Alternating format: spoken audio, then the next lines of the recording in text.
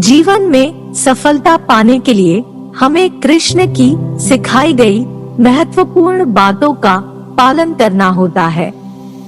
वह हमें यह सिखाते हैं कि सफलता का मार्ग तपस्या, समर्पण और सही मार्गदर्शन के साथ ही मिलता है।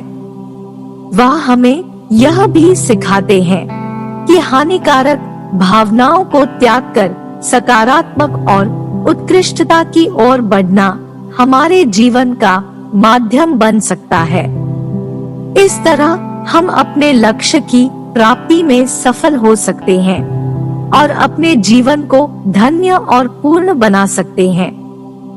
जीवन में सफलता पाने के लिए हमें भगवान कृष्ण के उपदेशों का सदुपयोग करना होता है।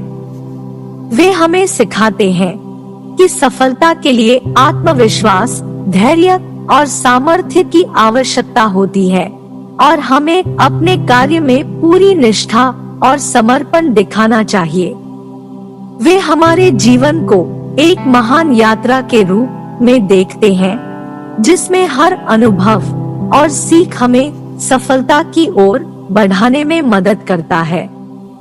कृष्ण के उपदेशों के माध्यम से हमें सफलता की दिशा में एक सामग्री दिखती है जो आत्म परिपूर्णता, ईमानदारी और परमात्मा के साथ जुड़े रहने की आदर्श अवस्था की ओर ले जाती है। उनके उपदेशों के अनुसार हमें अपने लक्ष्यों के प्रति पूरी निष्ठा और समर्पण के साथ काम करना चाहिए और फिर हम आवश्यक योग्यता और मार्गदर्शन के साथ सफलता की ओर बढ़ सकते हैं।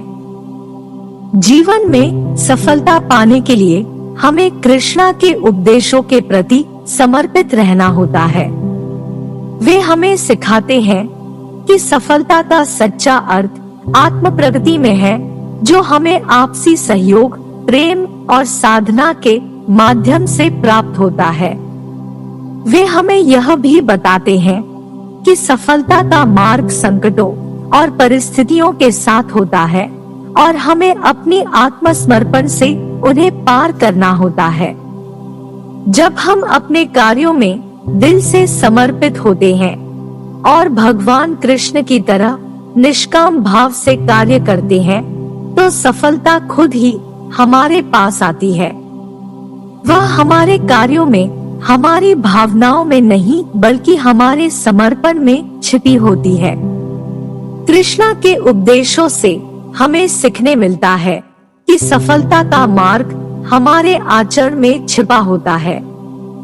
जब हम ध्यान, संयम और समर्पण के साथ काम करते हैं, तो हमारे कार्य में एक अद्वितीय शक्ति और सफलता की गारंटी होती है। सफलता के लिए एक महत्वपूर्ण उपाय है समर्पण का भाव रखना। जब हम समर्पित रूप से काम करते हैं, तो हमारे पास समस्त जगहों से सहायता मिलती है और हम सफल होते हैं। कृष्ण ने हमें यह सिखाया कि हमें केवल फल के लिए काम नहीं करना चाहिए, बल्कि कर्म का समर्पण करना चाहिए। जब हम अपने जीवन के कार्यों को भगवान कृष्ण के उपदेशों के साथ आदर्शित करते हैं, तो हमारे पास सफलता की कोई सीमा नहीं होती है। हम अपने